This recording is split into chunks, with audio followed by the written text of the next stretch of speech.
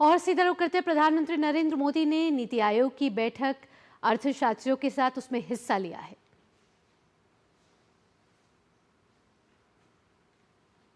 और आपको बता दें कि प्रधानमंत्री नरेंद्र मोदी ने नीति आयोग की बैठक में अर्थशास्त्रियों के साथ हिस्सा लिया है और बहुत ही महत्वपूर्ण बैठक ये रही है।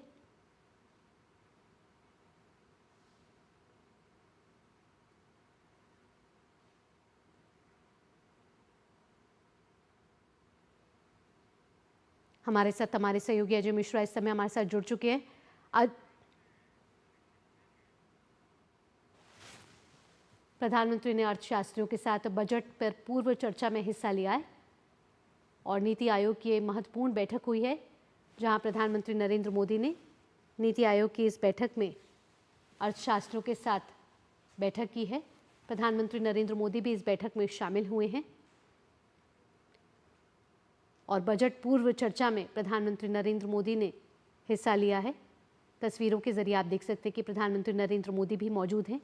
नीति आयोग की ये बैठक हुई है, बेहद ही महत्वपूर्ण बैठक बजट पूर्व पर चर्चा हुई है, जहां प्रधानमंत्री नरेंद्र मोदी इस बैठक में शामिल हुए हैं।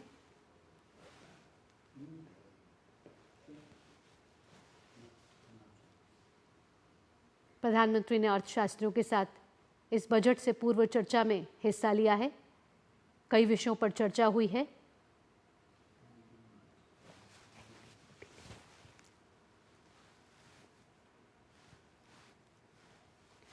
आपको बता दें कि फरवरी में केंद्र सरकार का बजट आना है, उससे पहले कई महत्वपूर्ण बैठकें हो रही हैं, जहां प्रधानमंत्री नरेंद्र मोदी भी आज अर्थशास्त्रियों के साथ उन्होंने इस बैठक में हिस्सा लिया है। नीति आयोग की ये बैठक हुई है और बजट से पहले बेहद ही अहम बैठक इसको माना जा रहा है। प्रधानमंत्री नरेंद्र मोदी इस बैठक में शामिल हुए हैं और हमारे सहयोगी अजय मिश्रा इस समय हमारे साथ ज़्यादा जानकारी के साथ जुड़ चुके हैं। अजय, आपसे ज़्यादा जानकारी लेना चाहेंगे, बजट से पूर्व इस महत्वपूर्ण बैठक में, नीति आयोग की बैठक में अर्थशास्त्रियों के साथ प्रधानमंत्री नरेंद्र मोदी भी शामिल हुए। बैठक में किन मुद्दों पर चर्चा हुई है, कितनी महत्वपूर्ण बैठक रही है? भावना, ये बहुत ही महत्वपूर्ण बैठक होती है। बजट से ठीक पहले ये अर्थशास्त्रियों और अलग अलग सेक्टर्स के जो विशेषज्ञ हैं उनके साथ प्रधानमंत्री की जो ये मुलाकात है और इसमें सारी सिफारिशें अलग अलग सेक्टर्स को लेकर के जो विशेषज्ञ हैं उनके सामने प्रेजेंटेशन देते हैं। वो बहुत ही महत्वपूर्ण इस लिहाज से है क्योंकि इस साल का बजट बहुत ही महत्वपूर्ण होने जा रहा है।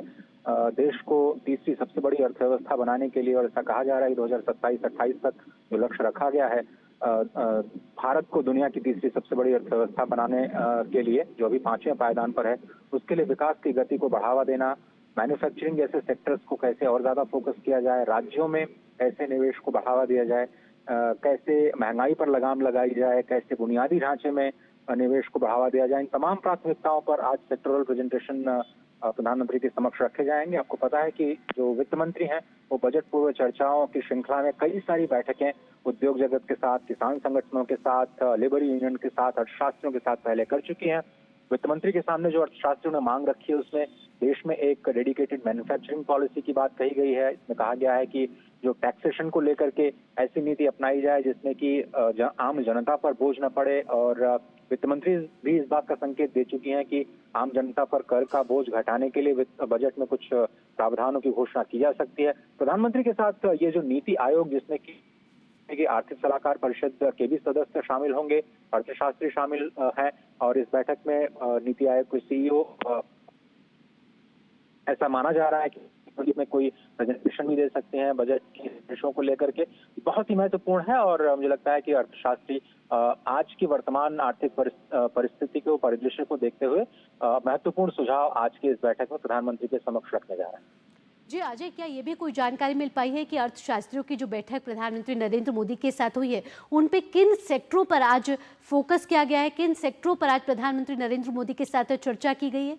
ये बहुत ही कॉम्प्रिहेंसिव बैठक है भावना, और इसमें एग्रीकल्चर इकोनॉमी से लेकर के मैन्युफैक्चरिंग इकोनॉमी, टैक्सेशन से लेकर के बैंकिंग और फाइनेंशियल सर्विसेज, बुनियादी ढांचे से लेकर के सामाजिक क्षेत्र, जितने भी क्षेत्र आप बजट में प्राथमिकता के तौर पर देखते हैं, वो सारे के सारे सेक्टोरल एक्सपर्ट्स आज की इस बैठक में शामिल हैं और नीति आयोग सामंजस्य बनाने का कार्य करता है तमाम आर्थिक नीतियों और सामाजिक नीतियों के बीच में, साथ ही साथ राज्य सरकारों के साथ, अलग अलग मंत्रालयों के साथ। तो मुझे लगता है कि अलग अलग मंत्रालयों के द्वारा भी जो फोकस इस बार के बजट में हो सकता है, प्राथमिकताओं के लिहाज से भारत सरकार की नीतियों के केंद्र में जो युवा, किसान विकास और महिला रखा गया है, उसको आगे बढ़ाने के लिहाज से भारत की विकास की जो गति है उसको लगातार, जो अभी पूरी दुनिया में सबसे तेज रफ्तार अर्थव्यवस्था है, उसको कैसे बरकरार रखा जाए, आम जनता पर कैसे महंगाई के बोझ को कम किया जाए, इस तरह की तमाम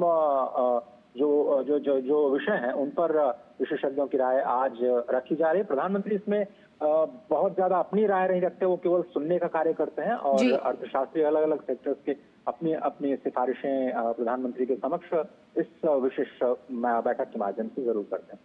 जी अजय, साथ ही हमने देखा है कि एनडीए ने तीसरी बार लगातार सरकार बनाई है और उसके बाद अब बजट पेश होना है। कितनी चुनौतियां हैं, किन किन क्षेत्रों पर काम कर रहे हैं। वित्त मंत्री भी कई बैठकें में हिस्सा ले रही हैं। ऐसे में प्रधानमंत्री नरेंद्र मोदी भाई आज नीति आयोग की बैठक में अर्थशास्त्रियों के साथ उन्होंने चर्चा की है। तो किन किन मुद्दों, किन किन सेक्टर्स पर इस बार के बजट में अहम फोकस रह सकता है? ये बहुत ही अच्छा सवाल है इस लिहाज से भावना, क्योंकि आपने तीसरे टर्म की बात की और लगातार तीसरी बार सत्ता में आने का 60 सालों के बाद किसी एक राजनीतिक दल को जो जनता ने मौका दिया, प्रधानमंत्री ने बार बार ये बात तो कई मंचों के माध्यम से दोहराया है कि तीसरी बार 3 गुना गति से तीसरी महाशक्ति बनाने के लिए ये कार्य सरकार के द्वारा किए जाएंगे। इसीलिए स्पष्ट तौर पर आपने देखा होगा कि पिछले वर्ष के बजट में बुनियादी ढांचे पर जो फोकस रहा, 48 लाख करोड़ रुपए में 11,11,111 करोड़ रुपए का जो फोकस बुनियादी ढांचे की परियोजनाओं पर रहा, इसी को आगे बढ़ाते हुए इस साल भी आपको बुनियादी ढांचे पर ये फोकस दिखेगा। आपको पता है कि जो वनरेबल सेक्शन है, यानी समाज के अंतिम पायदान पे लोगों को सहारा देने के लिए जो योजना है, प्रधानमंत्री जो अन्न योजना जो है, उसको भी लगातार मॉनिटर किया जा रहा है। किसानों की आमदनी को कैसे बढ़ाया जाए, कैसे किसानों को टर्शरी और सेकेंडरी सेक्टर के साथ जोड़ा जाए, उसको लेकर के भी चर्चाएं हो सकती हैं। ग्रामीण अर्थव्यवस्था, किसान, युवाओं को रोजगार और स्वरोजगार के साथ जोड़ना और सभी को आत्मनिर्भर बनाना, खासतौर पर मैन्युफैक्चरिंग सेक्टर को जॉब क्रिएशन के लिहाज से फोकस करना, ये कुछ प्रमुख बिंदु आने वाले बजट में मुख्य फोकस के तौर पर हमारे सामने आ सकते हैं। अजय, इन सभी जानकारियों के साथ आपका धन्यवाद।